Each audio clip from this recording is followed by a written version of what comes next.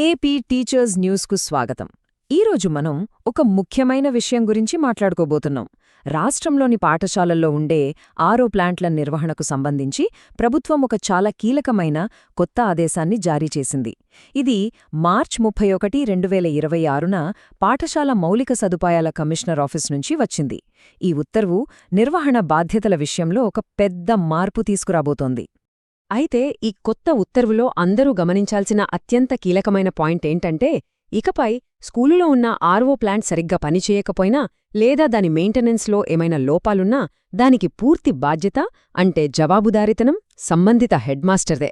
ఇది కేవలం ఒక చిన్న మార్పు కాదు, బాధ్యతల విషయంలో ఇది ఒక చాలా స్పష్టమైన హెచ్చరిక అని చెప్పాలి. సరే, ఇంత స్ట్రిక్ట్గా ప్రభుత్వం ఎందుకు చర్యలు తీసుకోవాల్సి వచ్చింది? అసలు ఈ ఆదేశం జారీ చేయడానికి వెనుకున్న కారణాలేంటి? అసలు సమస్య ఎక్కడ మొదలైందో ఇప్పుడు కాస్త వివరంగా చూద్దాం. అంతా మొదలైంది మార్చి 10వ తేదీన జరిగిన ఒక రాష్ట్రస్థాయి సమావేశంతో. ఆ మీటింగ్లోనే పనిచేయని ఆరో ప్లాంట్ల గురించి అధికారులు చాలా ఆందోళన వ్యక్తం చేశారు. ఆ మీటింగ్ తర్వాత ఈ విషయం పేపర్లలో కూడా వచ్చింది. దాంతో ప్రభుత్వంపై ఒత్తిడి పెరిగింది. దాని ఫలితమే ఇది. కేవలం 20 రోజుల గ్యాప్లోనే మార్చ్ 31న ప్రభుత్వం ఈ కఠినమైన ఆదేశాన్ని పాస్ చేసింది. అఫీషియల్ రిపోర్ట్స్ చూస్తే రాష్ట్రవ్యాప్తంగా చాలా స్కూళ్లల్లో ఆరో ప్లాంట్లు పనిచేయకుండా మూలనపడి ఉన్నాయని తేలింది. దీనిపై పలు జిల్లాల అడిషనల్ ప్రాజెక్ట్ కోఆర్డినేటర్లు కూడా పై అధికారుల దృష్టికి ఈ విషయాన్ని తీసుకెళ్లారు. ఇదే టైంలో మీడియాలో కూడా ఈ సమస్యపై వరుసగా ఆర్టికల్స్ వచ్చాయి. ఇవన్నీ ప్రభుత్వ దృష్టిని ఆకర్షించాయి. మరి ఈ పరిస్థితిని చక్కదిద్దడానికి ప్రభుత్వం ఏం చేయబోతోంది? దీనికోసం ఒక క్లియర్ యాక్షన్ ప్లాన్ను ప్రకటించింది. అది కూడా చాలా స్టెప్స్తో ఉంది. ఆ ప్లాన్ ఏంటో ఇప్పుడు చూద్దాం.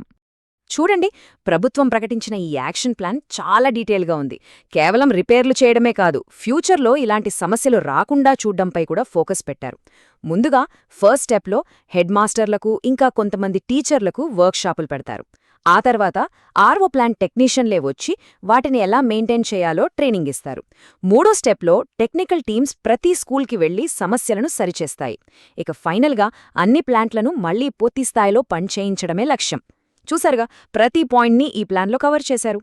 ఇక ఈ పనులన్నింటికీ ప్రభుత్వం ఒక స్ట్రిక్ట్ డెడ్లైన్ కూడా పెట్టింది. అదేంటంటే, పాఠశాలలకు సెలవులు ఇచ్చేలోపే ఈ పనులన్నీ కంప్లీట్ అవ్వాలి. అంటే ఎలాంటి ఆలస్యానికి ఛాన్స్ లేదని చాలా స్పష్టంగా చెప్పేసింది. సరే, ఈ ఆర్డర్ అంతా బానే ఉంది, కానీ దీనివల్ల స్కూల్ అడ్మినిస్ట్రేషన్ మీద ఎలాంటి ప్రభావం పడుతుంది? ఈ రూల్స్ పాటిస్తే ఏంటి లాభం?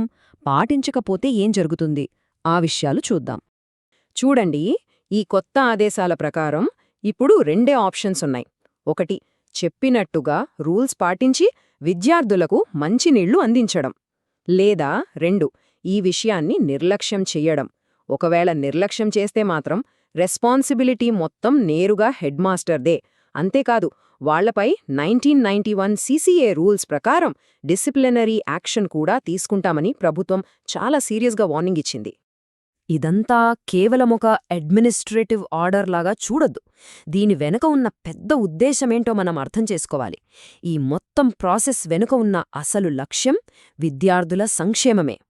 నిజానికి ఈ మొత్తం ఉత్తర్వు సారాంశం అంతా ఈ ఒక్క మాటలోనే ఉంది.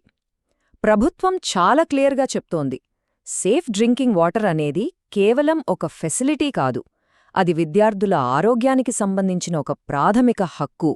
అంతేకాదు, అది చాలా అవసరం కూడా. అందుకే ఈ కొత్త పాలసీ ఆరో ప్లాంట్ల మెయింటెనెన్స్ను ఒక మామూలు పనిలా కాకుండా ప్రతి విద్యార్థి ఆరోగ్య భద్రతకు సంబంధించిన ఒక అత్యవసరమైన తప్పనిసరి డ్యూటీగా మార్చేసింది. హెడ్మాస్టర్ల మీద బాధ్యత పెట్టడం ద్వారా ఈ సిస్టంలో జవాబుదారీతనాన్ని తీసుకురావాలన్నది ప్రభుత్వ లక్ష్యం. మరి ప్రభుత్వం తీసుకున్న ఈ స్ట్రిక్ట్ యాక్షన్, హెడ్మాస్టర్ల మీద పెట్టిన ఈ క్లియర్ రెస్పాన్సిబిలిటీ నిజంగా మన స్కూళ్లల్లో తాగునీటి సమస్యకు ఒక పర్మనెంట్ సొల్యూషన్ ఇస్తోందా? లేకపోతే ఇది కూడా ఒక తాత్కాలిక ప్రయత్నంగానే మిగిలిపోతుందా? దీనికి కాలమే సమాధానం చెప్పాలి.